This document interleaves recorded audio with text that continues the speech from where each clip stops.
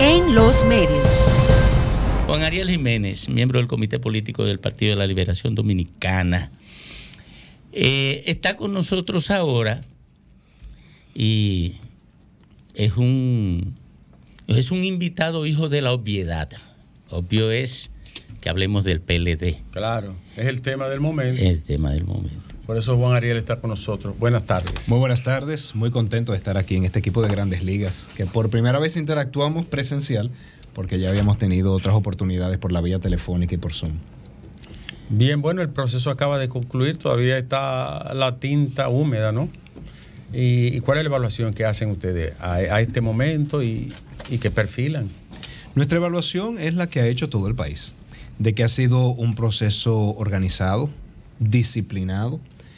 La verdad es que es un gran reto para un partido político montar una consulta a nivel nacional. Eso es algo que normalmente en cualquier país lo haría el organismo electoral oficial, con muchos recursos técnicos, recursos económicos y con décadas de experiencia.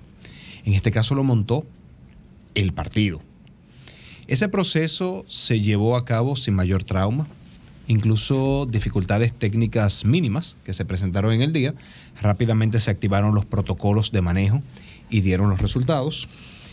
Concluyó de forma pacífica, armónica, y ya a pocas horas se tenía el resultado invariable y el reconocimiento de los demás aspirantes. Y eso es algo también muy positivo. Y yo personalmente evalúo la clave del proceso. Lo primero es la planificación. En el PLD no se improvisan las cosas. En el PLD se trabaja meses de antelación y todo está escrito, incluso cómo manejar las contingencias. Si ocurre A, se hace B. Si ocurre B, se hace C. Un segundo elemento fundamental fue que esto fue estructurado de común acuerdo con cada uno de los aspirantes. Era una especie de cogestión entre el partido y el grupo de aspirantes. No se ponía una sola coma que no estuviese refrendada por los aspirantes. No se tomaba una sola acción si no estaba previamente consensuado por ellos, porque recordemos que en la CONAP, o sea, en la comisión organizadora del proceso de consulta, cada representante tenía 2 delegados. Y luego en las mesas, como en cualquier proceso electoral, estaban sus delegados. Entonces, ahí cualquier situación que se presentara, ellos sabían cómo manejarlo. Y eso es lo que permitió que ya a las pocas horas todo el mundo supiera y admitiera que el proceso fue diáfano, transparente, organizado y se reconocieran los resultados. Entonces, muy contentos con ellos. Ariel, ¿qué lectura le se da desde el partido al hecho de que en un proceso de convencional, por decirlo de alguna forma, es el menor porcentaje de participantes? Si lo referimos a la primaria del 19, que fue 1.800.000 votos, y la primaria del 2015, que fueron 600.000 votos, y esto se proyecta que llegará quizás al millón. ¿Qué lectura se le da a eso? Es que son contextos distintos. No es lo mismo organizar unas elecciones primero cuando tú estás en el poder a cuando tú estás fuera del poder. Un segundo elemento es que estamos a 2 años. En ese caso?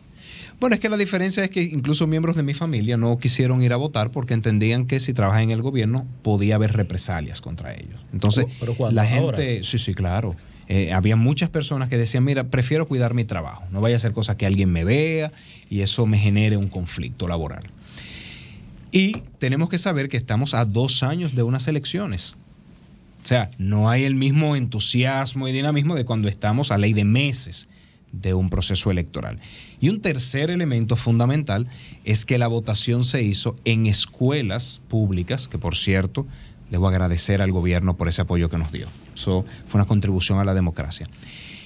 Y no en los centros de votación donde normalmente la gente asiste. Que donde la gente tiene ya como verla en la memoria que va siempre a ejercer su derecho. Exactamente, ahí es que va. Al cambiarlo a las escuelas también cambia, ¿no? Cambia ese panorama. No en todas las localidades teníamos centros de votación, porque esto es algo interno, tampoco teníamos infinidad de recursos. Por eso dispusimos la plataforma Verifícate.do para que cada quien pudiera entrar, ver dónde le correspondía votar y ahí ejercer el sufragio. En esa plataforma, a la noche del sábado, teníamos aproximadamente 753.000 consultas. Que en el día de ayer haya votado cerca de 500.000 indica más de un 60%. Eso es una votación excelente, excelente para cualquier torneo electoral. Juan Ariel, estamos conversando con Juan Ariel, ¿verdad? Miembro del comité político del PLD. Dos cosas. ¿Qué le toca ahora a esa estructura política a partir de estos resultados? Y dos, ¿qué lectura tú le das la imprevisible derrota y tercer lugar de Margarita? Quizás quisiera empezar por lo último. Las elecciones son impredecibles. Incluso las encuestas ya están perdiendo su efectividad. Porque el día de la verdad, cualquier cosa puede pasar.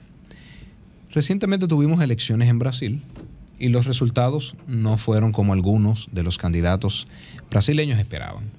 La doctora Cedeño tiene una gran simpatía en todo el pueblo dominicano. Es una persona querida, valorada. ¿Tú de qué lado estabas? Respetada del lado del PLD. Ah, ¿tú no votaste? Yo sí voté. Ah, pues tenía un candidato entonces. Claro que sí, o candidata. Uno de los 5 que me salió en pantalla. Ah, sí. Entonces... ¿Sabes que tú trabajaste como parte de la comisión, verdad? Yo fui propuesto, incluso por el hoy candidato Abel Martínez, fui propuesto a la comisión. ¿A la comisión? Pero no pude participar porque eso tenía que validarlo el comité político, ya era muy cerca. Entonces, porque en el PLD a veces somos exageradamente organizados y burocráticos. Y como dice un refrán que una mano lava la otra, bueno, pues... No, pero estuve en otros frentes apoyando el proceso de consulta, aunque no sea de manera oficial. Entonces, la doctora Cedeño, querida, respetada, admirada, con una gran trayectoria, traducir ese respeto y ese cariño a votos depende de muchas cosas, imprevisibles en el día de la verdad. Se votó más en las zonas rurales, en la zona urbana, los jóvenes, los menos jóvenes. Entonces, eso es muy difícil de poder predecir. Juan Ariel, el PLD tuvo 20 años en el poder. Y al salir del poder, su primera conexión masiva es escoger su relevo. No cuadra que sin una rendición de cuentas, sin una evaluación de esas ejecutorias, tú puedas llegar al alma de la gente. Ahora, ¿quiénes participan? Los que se sienten comprometidos y tienen intereses con el grupo. Pero el PLD tiene un desafío, es la evaluación de sus 20 años. Es tener una idea de qué pasó. Porque su propuesta de gobierno, cuando tenga que hacerla, va a tener que referirse obligatoriamente a sí mismo, que son los últimos 4 periodos del gobierno. Yo creo que esas elecciones no corresponden al sentido competitivo real de los partidos, que fue un paso para quitarse de encima la presión que haber dejado el poder representa y abrirse sobre una nueva base. No pasó nada en el PLD en estos 20 años. 5 gente y están ahí discutiéndola. ¿Tú crees que es legítimo que el PLD no tenga una evaluación de sí mismo, de sus 4 periodos que hizo, para ponerse a hacer campaña interna? Debo decir que sí la tiene, y quizás hemos fallado en no saberlo comunicar. Le explico. En el marco del 9º Congreso, José Joaquín Vidó Medina, nosotros una de las mesas que teníamos era la mesa de evaluación, donde a toda la dirigencia se les preguntó. Recuerdo 3 preguntas porque incluso participé en la redacción de esas 3 preguntas. Cosas que se hizo bien y que se hicieron mal de cara a la sociedad. Cosas que se hicieron bien y se hicieron mal en cuanto a la interacción partido-gobierno. Y una tercera pregunta relacionada al liderazgo local. Esos resultados se sistematizaron, se discutieron en el comité político, se discutieron en la comisión organizadora. Y algunos cambios surgieron de esas cosas que se expresaban. También se contrató un equipo que hizo una evaluación dialogando con sectores de la sociedad y con instancias del partido. Un equipo de españoles, por cierto. Y se hizo una tercera evaluación ya desde el punto de vista organizacional, un diagnóstico organizacional. Cómo estaban las finanzas, cómo estaba la planificación, cómo estaban recursos humanos, hasta activos fijos se hizo. Entonces sí se han hecho evaluaciones que no se han socializado abiertamente, que no se han dado a conocer a la ciudadanía. Lo que pasa es que estábamos poniendo la casa en orden y ese proceso siempre hay que cuidarlo mucho. Y luego el proceso de renovación se ha ido dando, obviamente, a algunos les gustaría más rápido, otros más lento, pero se renovó el comité político, se renovó el comité central, se renovaron las secretarías, las vicesecretarías. Teníamos que renovar los comités provinciales y municipales, pero ahí coincidió con el inicio de la consulta, entonces se postergó para luego de la consulta. Entonces, definitivamente que se ha dado. Ojo, insisto, quizás a mí me hubiese gustado que fuera mucho más ambicioso el proceso de renovación, mucho más rápido, pero al final la realidad se impone y se va ajustando la carga en el proceso. Bueno, Margarita no fue anoche a saludar y a abrazarse con los demás aspirantes.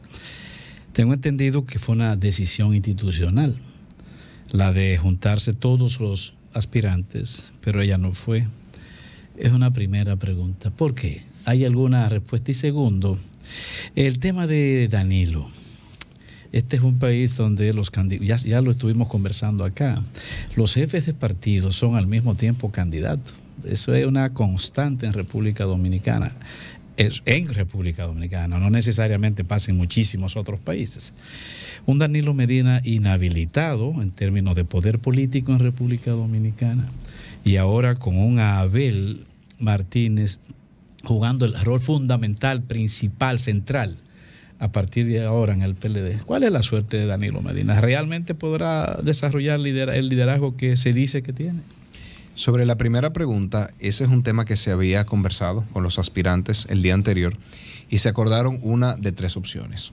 O se iba a la Casa Nacional, a salir en la foto, como dicen, o se expresaba por Twitter, o se hacía una declaración pública. Algunos aspirantes dijeron que no daban por sentado que pudieran estar físicamente en la Casa Nacional, o por temas geográficos o por compromisos con sus equipos. En el caso de la doctora Cedeño, que es una persona muy humana, muy del trato de tú a tú, de persona a persona, ella tenía compromisos con agradecer, con hablar con cada miembro de su equipo personalmente, y le dio prioridad a esa fase de abrazar a sus compañeros que la acompañaron en este proceso, y por eso se decantó por la expresión en Twitter y además llamó al compañero Abel y lo felicitó. Pero ayer aquí, autoridad del PLD dijo, incluso la máxima autoridad del proceso, que eso fue un acuerdo institucional. Por Estar eso, todos, no opcional. Ahí, todos. Sí, se No, dijo, se dijo en dos ocasiones se dijo ayer. Aquí se dijo eso. Esa era la que hubiésemos preferido. Y cuando se tomó la decisión de dejarlo abierto fue porque los aspirantes dijeron que no lo podían garantizar. Eso no fue entonces, lo que decidimos ayer. bueno, eso se discutió e incluso así se expresó. Lo que nos gustaría, y lo expresó el presidente Medina, es que vayan. Cuando los aspirantes dicen no lo puedo garantizar, y recordemos que esto es una cogestión entre los aspirantes y lo que quiere el partido, entonces se da la opción de que sea por Twitter o que sea una declaración. Bueno. ¿Y la segunda pregunta? Y la segunda pregunta, pues es natural que los liderazgos vayan cambiando a medida que pasan los años. No se puede, quizás tenemos que olvidarnos de las figuras de los caudillos que se mantienen siempre. Olvidarnos. Oyeron la fuerza del pueblo. Olvidarnos. Eso es creo lo que que le está diciendo, ¿verdad? No, yo creo que en sentido general Y Danilo es un chichí. No, yo creo que los liderazgos a nivel internacional han cambiado el perfil. El turco que dirige Y uno creo que mayoritario. tenemos y tenemos Y el señor Mejía, que tenemos que olvidarnos de las figuras de los caudillos que en algunos casos ya tiene tintes de monarquías. ¡Ay! Absolutísimas. Ay, Y en algunos partidos hasta ¡Ay, hereditarias. Lenchi! Entonces, por eso es que digo que tenemos que acostumbrarnos. Y la verdad es que un país que tiene en su historia líderes como José Francisco Peña Gómez, Juan Bosch, Joaquín Balaguer, pues uno se aferra a esas figuras, digamos, que trascienden decir las que se cierra décadas. entonces el tiempo de Danilo. Quiero decir que las cosas van cambiando y que tenemos que pero acostumbrarnos. eso es dialéctico, eso pasa en todas partes. Por eso Quiérase es que digo, entonces tenemos que acostumbrarnos más a los equipos y no solo a las personas. Entonces, bueno, pues Juan Ariel, no, el tiempo mira nos apremia y hicimos una excepción muy agradable de abrir contigo, incluso sin escuchar a la población. Finalmente, entonces, para que te despida, además de la respuesta a él, nada, invitarte a hablar de temas económicos y de otros aspectos uno de estos días aquí. cuando ustedes quieran, yo Le sería... manda saludos a la doctora Bobadilla. Esa doctora es como mi madre y Es además... una rebelde lo que es esa. Y además, ella tiene la dosis de retar el status quo que se necesita No vimos a Felucho para activar. lograr los cambios. Felucho se retiró del PLD. Él se retiró del comité político y lo dijo desde el Él lo 2016. dijo, tú lo Pero sabes. del PLD se fue. Estos jamás. Fuerza Pueblita son unos agitadores. No. Tú lo sabes que él dijo que se retiraba. Pero Desde el del comité 2016 político. Pero lo dijo. claro. Pero del comité político. Él dio su espacio. Renunció a su membresía. No, jamás. Y ¿Sabes está qué? activamente en eso. Tú sabes que yo participé en la marcha del millón y 1 millón de gente seria y todo eso. Y en Bonao yo hice... Y a mí me tocó trabajar con Felucho y con... ¿Cómo se llamaba? El del Banco de Reserva de mi pueblo. El amigo de Fafa. Ah, Lara. No, No, del no. PLD, por Dios. Ahí el Toribio. no, el que- tampoco. El que tuvo. Momolio. Bengoa. Vicente Bengoa. Ellos dos eran los Dos trabucos. que trabajaron. Tú trabajaste con dos trabucos, ¿fueron? Dos trabucos. Yo me imagino ese trío. Juan Ariel, muchas gracias por Gracias a ustedes, acompañarnos. de verdad que sí. Y siempre a tus órdenes. Y bueno, pues nos alegra que haya venido a hablar del proceso del PLD y de que salió bien parado, ¿no? Así es. Gracias. En los medios.